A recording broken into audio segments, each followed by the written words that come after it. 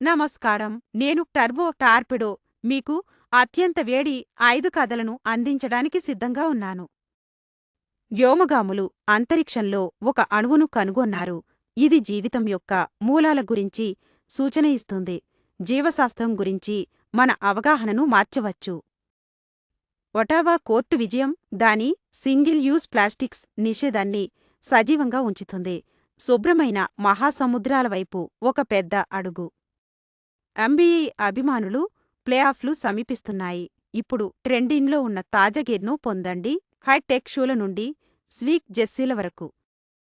గేమర్లు హైగాట్ కేవలం 5v5 మోడ్ను విడుదల చేసింది. పోటీని మరొక స్థాయికి తీసుకువెళ్ళింది.